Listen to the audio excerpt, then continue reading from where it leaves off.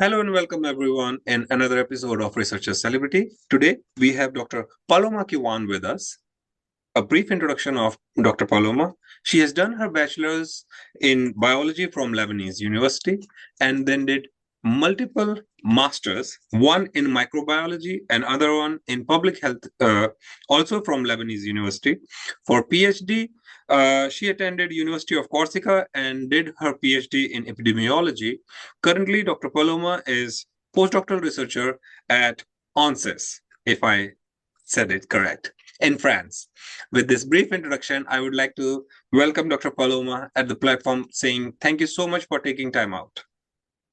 Thank you so much. Thank you for your invitation. It's a pleasure.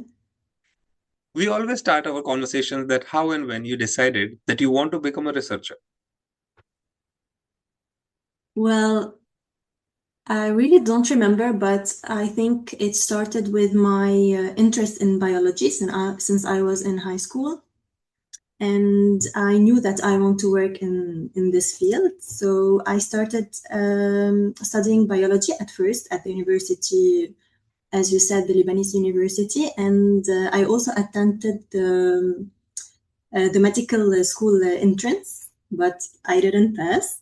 And I decided to continue my bachelor in biology. Then I discovered that I love so much like bacteria, viruses, microbiology, and stuff like that. And when I did my master, I knew there that I want to continue to the more and more and to enter the research world. Great. So, always having this interest in biology in all around the world, the first preference is the medical school. And Yes. a few of our wonderful researchers landed up in research because they were not, that was the medical school was not the calling, but the research was. And when you said that starting or studying the microbiology gave you even more in-depth experience of that, let's hear the story of completing your master's in microbiology and then applying for another one in public health before we start the journey of PhD. Well, in fact, as I said, when I decided to do my master degree, I knew that I want to continue my PhD after that. And my first master degree was in applied microbiology, so it was mainly to work in industry, not in the research world. So this is why I decided to do another research master. It was called biohealth, and I just wanted to increase the opportunities to find a PhD after my master, because I knew that I wanted to do a PhD not in Lebanon. So as an international student that was applying in another country, I think I just needed to have more possibility to be accepted. Absolutely. And I think that is wonderful point for all the audience who are listening to these conversations. If you have your goal clear in your head, that what you really want to do, what will be your next step, as Dr. Paloma mentioned, that increasing your chances by attaining those degrees and developing those skill set which probably are more helpful in landing you in your dream universities or subject of study what you want to do. So Paloma, after completing your masters in public health, when you were looking around for a PhD, as you said that was clear that you don't want to do your PhD in Lebanon, but then outside there is the entire world. Based on what were your parameters when you chose Corsica? In fact, just to say about me applying to another master, in fact, it was due to the second master that I found the PhD offer.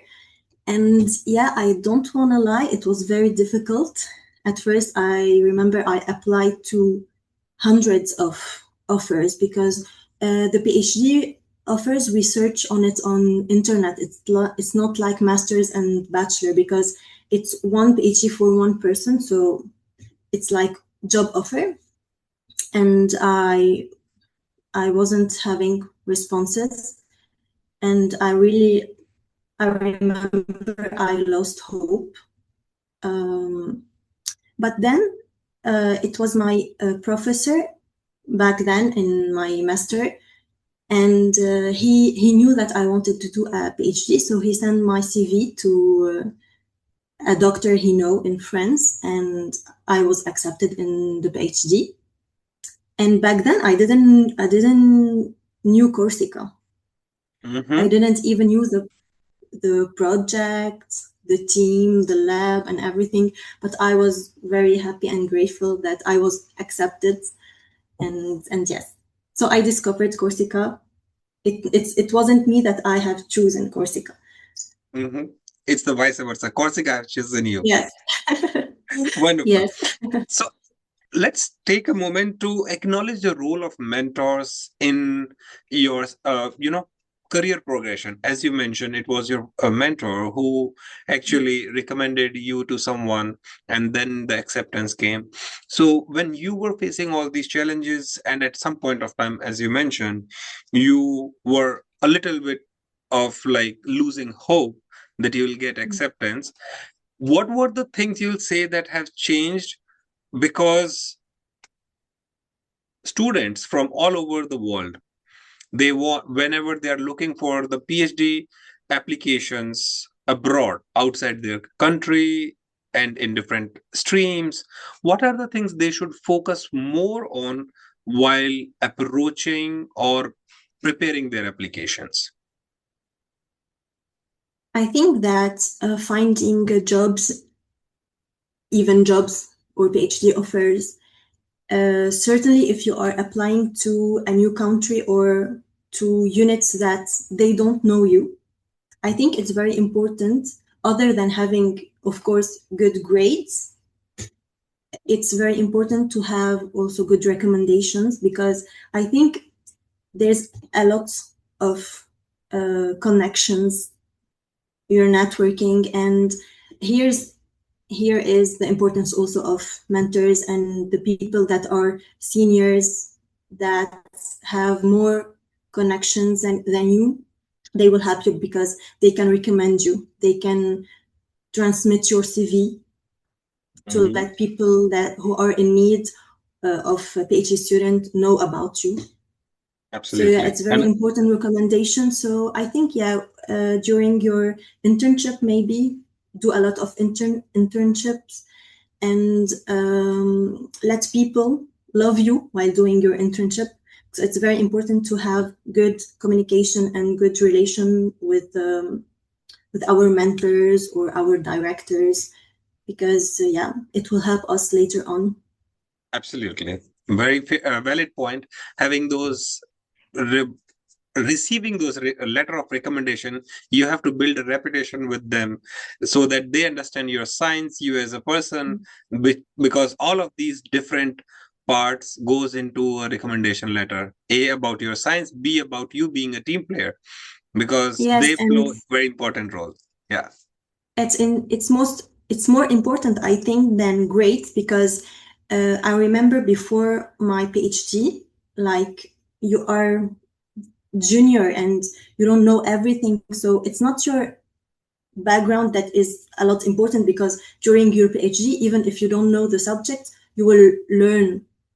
yes. So personality and good recommendation is, people need it better than someone who say he knows everything, because when you are applying, everyone know that you don't know everything. You will know everything later on. Yeah, absolutely. Fair point. So now let's say you had this acceptance from Lebanon, you were moving to Corsica, France. What were the challenges which you faced when you landed in Corsica? I think it was a lot of challenges, because it's different culture, different environment, different language and everything. But I really don't remember a lot, because I had, like we say, the adrenaline, and I was very happy, very grateful. So I wasn't seeing challenges. I was just very happy to be there. But yes, of course, it was a lot of difficulties, or maybe not a lot of difficulties. It's just like at the beginning of, it's a lot of new things. But I think I was also lucky because in my first years, people there are very nice. My team was very welcoming also, and I think this has helped a lot. Absolutely. Having a supportive environment in your research group is for sure a blessing. Mm. So let's now take the conversation to the next stage, how the journey of the PhD went. It was challenging, of course, like all PhD projects. But I think I loved it so much because I loved my project so much, and I didn't knew about it before applying, before going to Corsica. So I start knowing more there, and I start loving it more and more because it's very diverse. It was really very diverse. Like I had field work, laboratory work, office work. So it was very diverse, and I liked it so much. Mm-hmm. So when people say that PhD is a roller coaster ride, you said it was challenging. What were Mm-hmm. specifics which you can share with our audience that were challenging, and then how you navigated your path through that? Well, I think in my case, the most challenging is that I was starting the project from beginning, so I didn't had results directly. So at some point, like it's a bit frustrating because I remember I had my first results, I think at the end of my second year. So when we talk about PhD, you have a lot of stress because you have a lot of deadlines, a lot of like you should have results and everything. So yeah, I think the most challenging is that I didn't have results at first, and directly, but I think here also is very important to have good mentor and team because they will help you to think of things that you will never think about, to maybe use different strategies, maybe just seeing things from a little bit different angle can change all the all the I don't Absolutely. know, The entire like direction, the result the of your entire direction. experience. Yes. Yeah, exactly. The entire direction of the research. Absolutely. Having this Mm-hmm. peer connection, peer networking, where you are not shy to seek for help whenever you face a challenge, having that supportive environment always play a crucial role. During the PhD and in life of a researcher, no matter at which stage you are, PhD, postdoc, faculty, emeritus, stress is so integral part of it, and every person has a different way to overcome that. What was your strategy, and what worked best for you to overcome all those stressful days and then still be sane and enjoying your research? I think that I knew that like I already knew that not all experiments will work before starting PhD. So I was already in this situation mentally. So I think this reduced the impact of the stress because when things were not working, I knew that it's normal not working. And maybe tomorrow it will work. So I think I was mentally prepared to that. And yeah, as I said before, it was speaking with my colleagues. It's at the end of the day, research is a teamwork. So It is. when you talk to others and you will see their point of view, they may help you. And yeah, we should not lose. We should be patient and try a lot, many times. Mm-hmm. Having those troubleshooting is what actually trains you during that degree, because people still says, and my PhD supervisor, Dr. Tiadak, always say that PhD is not a degree; it's a training. It trains you for the rest of Yes, your life. yes, yes. So, I think PhD and research work in general, it's training even after doing your PhD, when you're doing postdoc or you're taking a different project, because mm-hmm. it's different project each time, and each new project has his own stressful things, and yeah. Absolutely. And I think a good point which you also just pointed out here is like PhD, I think, trains you to get trained more whenever you are in, like, moving the ladder of either academia or industry research. Speaking of these two different research, industry research and academia research, when we started the conversation, you mentioned that how applied microbiology was more of the industry focused job they had, and then you wanted to be in research in academia. That's why you chose to be public health. So now, having done PhD in the postdoctoral role, how that would have changed now, feeling or spending so much time in research, according to your like passion or enthusiasm, you will pick up the academic research or the industrial research. I really don't know. I really don't know, because I cannot pick the academic research, because I didn't try the industrial research. So I Mm-hmm. really don't know, but I think about it because it could be another experience added to my CV. Mm-hmm. And I really don't know the difference between the two, Mm-hmm. Okay. because after my PhD, I started directly the postdoc. It was in public, in academic Mm-hmm. research. So I really don't know, but I'm open to both, because I think the most important is the research Mm-hmm. part. Having research at the core heart is what matters for you. So, Yes. so now when you got your first result in end of the second year, when you were completing your PhD, what were the thoughts which were going on in your head before submitting your thesis? That what you really want to do with that degree? I don't understand. Like before Before submission, like finishing, like, let's say before your award of a PhD, what were you yeah. thinking that what is the future step for you after putting doctor in front of your name when you are like defended your thesis? Did you think it beforehand, or what was that thought process? Yeah, I wanted to continue in research, that's for sure.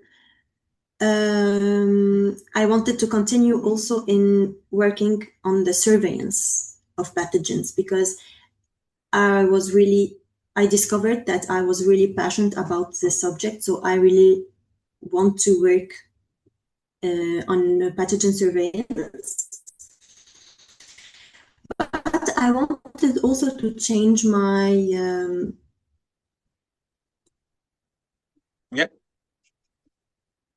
Yeah. I wanted to change my the lab and the unit, just for the experience. So back then in the University of Corsica, there was a possibility to apply to a postdoc that was like given by the University of Corsica, but it enabled us to go and discover another lab.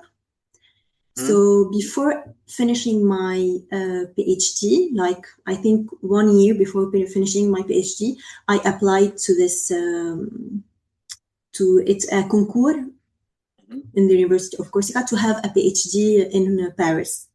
Mm-hmm.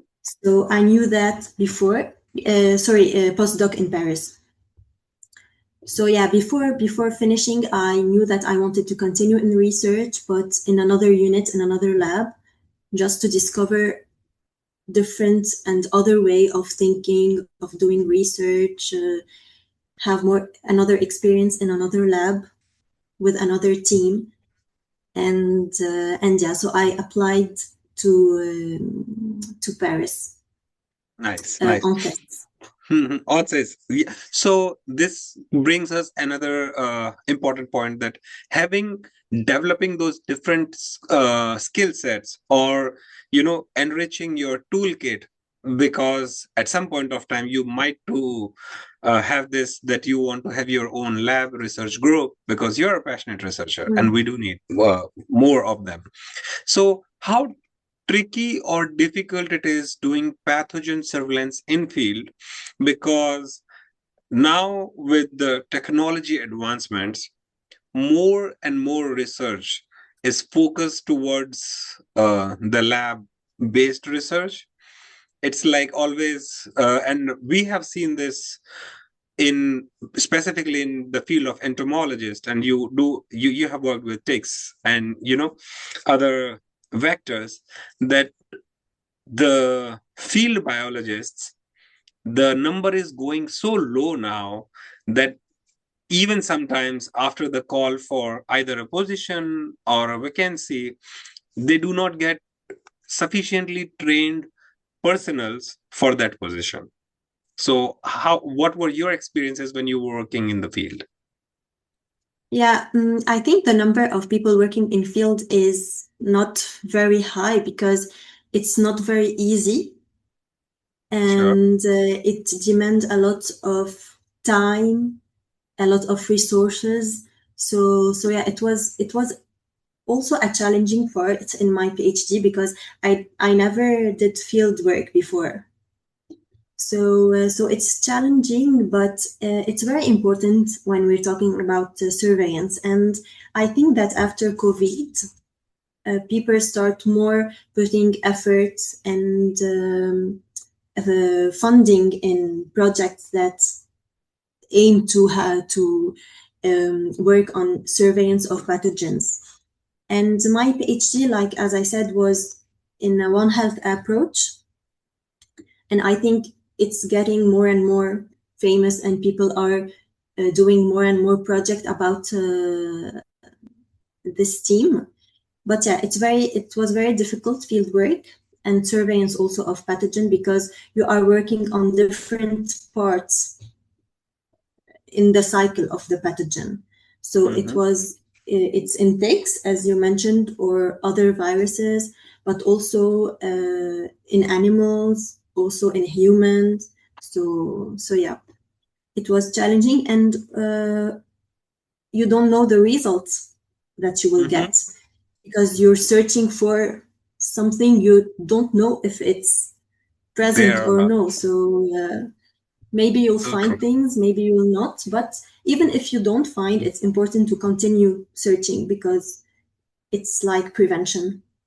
Absolutely. And this is something which, whenever in my classes, I mention to the students, that when they say that this species have been found or discovered, it's not like they were not there. It is like we were not able to catch them when Mm. they were there. Either it is about the vector species or even about the pathogen, as you mentioned.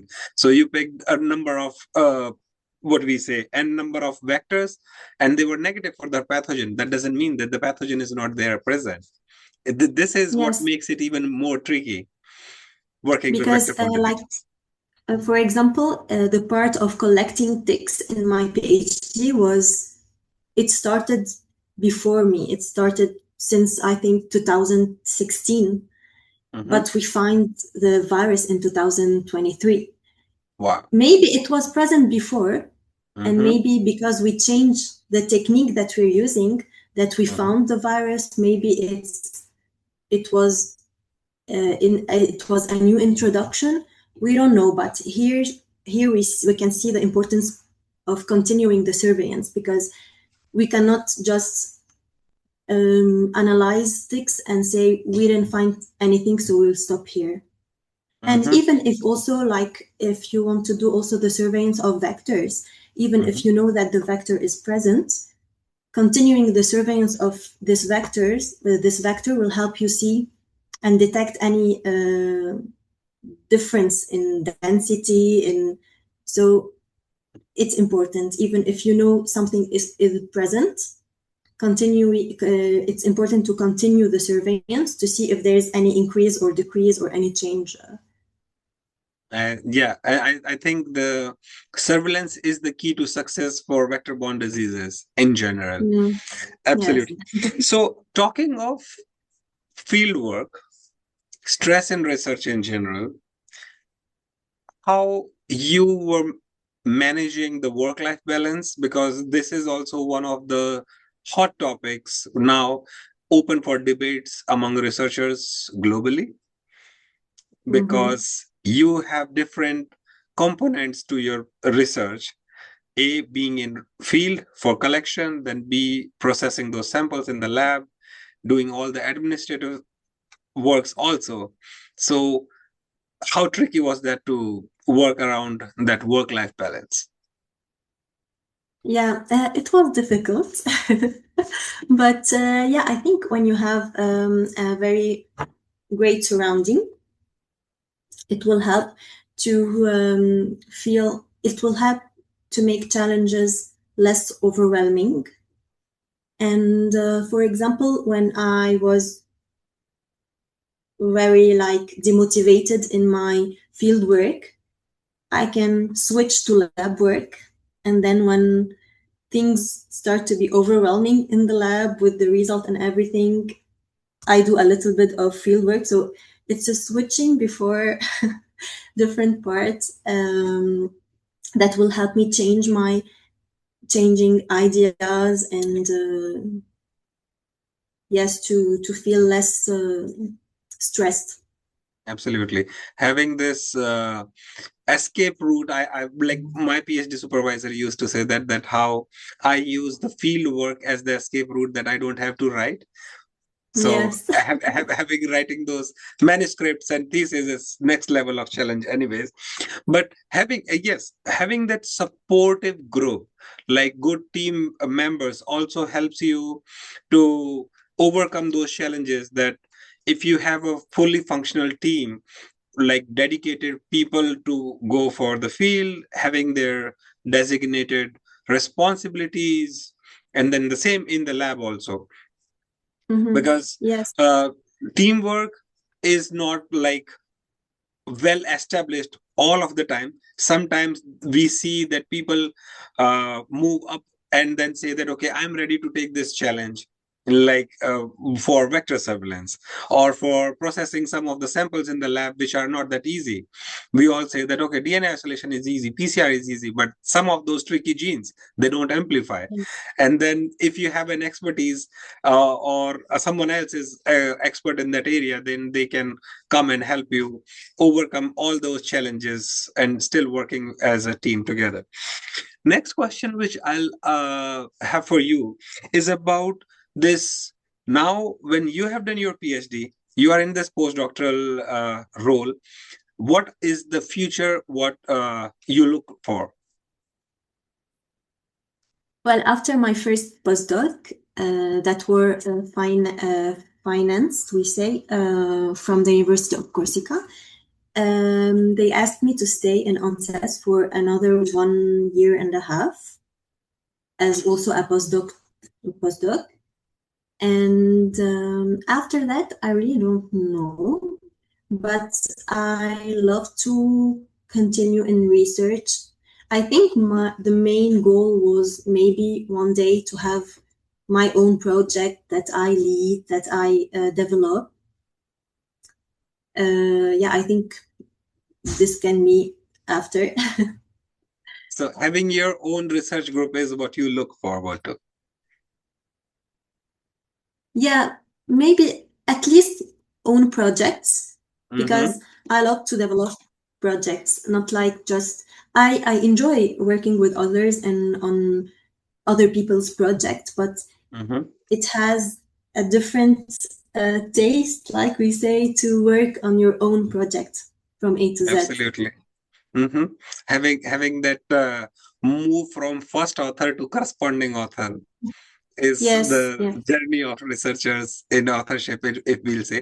So, talking of this authorship now, like people believe that now more than ever, the science have moved so fast that publication is a parameter. It was always a parameter, but now has made this extra stress, or either it is at PhD level or for postdoctoral fellows, that either publish or perish. What are your experiences with that, and then what you can tell our audiences who are still in that uh, phase of their life doing the PhDs about publications? I think it's very important to have as objective to publish your work, because this is how people will know what you did. But it should not be like your the only goal that you are seeing. And I think I was a little bit lucky because my supervisor in Corsica wasn't putting that stress on us to do papers. So yeah, I think it's very important not to have just your goal is to publish articles, because if so, you will not enjoy the research journey. Mm-hmm. And yeah, you will not have the same experience doing research as someone who is focused on its research more than the article that he wants to write. So I think the articles are just the result of what you have done, not should not be the objective. Mm-hmm. Having that But said, that I understand also that it's challenging because you need articles to be more mm-hmm. valorized. Mm-hmm. But if you are doing great job and you are doing your work in good ways, Mm-hmm. you will find results. Not today, Absolutely. maybe tomorrow. So you will have articles. So you Mm-hmm. should not be stressed about it. So true. We, in these conversations with our researchers, celebrities all around the globe, we always say that publications are the byproduct of your research. They are not Mm. as you mentioned, they should not be the main driving force for that. For sure, enjoying research is what makes it like stayed focused, that you are just not ready to give it up, even if it is stress included. There are days when you don't want to, but again you keep going because you are driven by that research. And one Yes. more part here is about, if you are working as a team member, then this also give you an opportunity to have a little bit more publications too, Yeah. because you are contributing to someone else's research, they are contributing to your research, so everyone is growing together instead of Mm. the cutthroat competition which has been seen in some of the toxic environments. And we cannot say that they do not exist.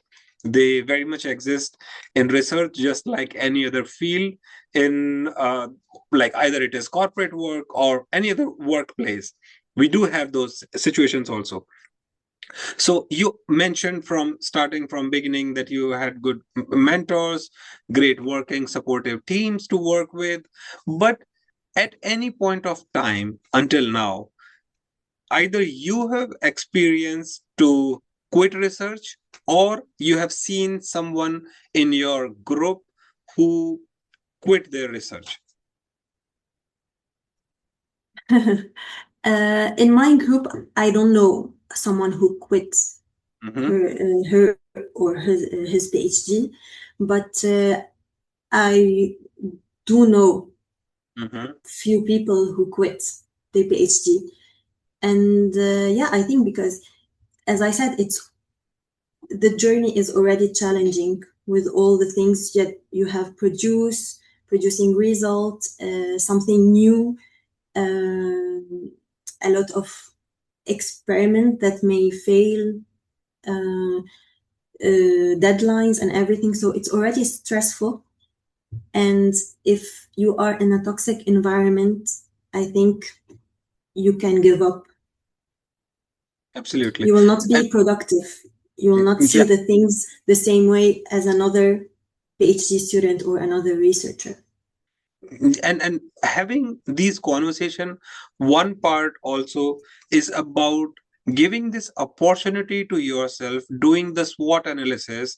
So if you are at the edge thinking that you must quit PhD or research, I'll say having this understanding, sharing your experiences with others, as Dr. Paloma mentioned, it might be the toxic environment which is not conducive to what you really want to do. Just by changing the lab probably Mm. is the best option at that point of time, instead of giving up on research, which is not, because we always say one thing, that once a researcher always a researcher. So no matter you are in a research lab or in a university or in industry, if your brain have been trained like a researcher, you will always try to navigate or troubleshoot all the hurdles whatever are in front of you. So if you can just solve this problem by changing the lab, it is the I think that the best option. But even if at any point of time you believe and you realize that research is not for you, there is no harm in that also, because open mindedness is one of the quality for all the researchers, which says that be open to learning, but you should also know the limits. What are the specifics which are more appealing to you, where your interest lies?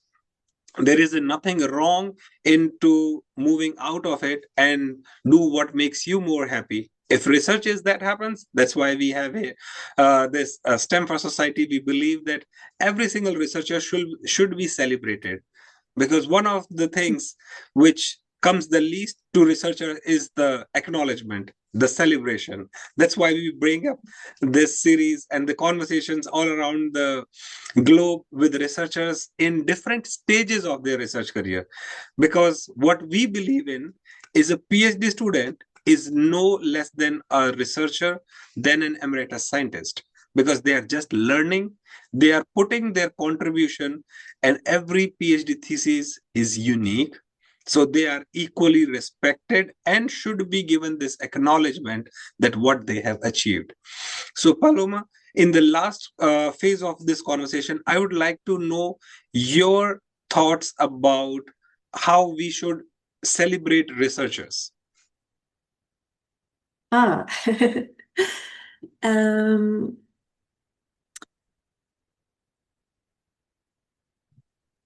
I don't, I really don't know. I think maybe like what you are doing, just give them their space to talk about their journey, because often people just see the result of researchers and their articles, their work.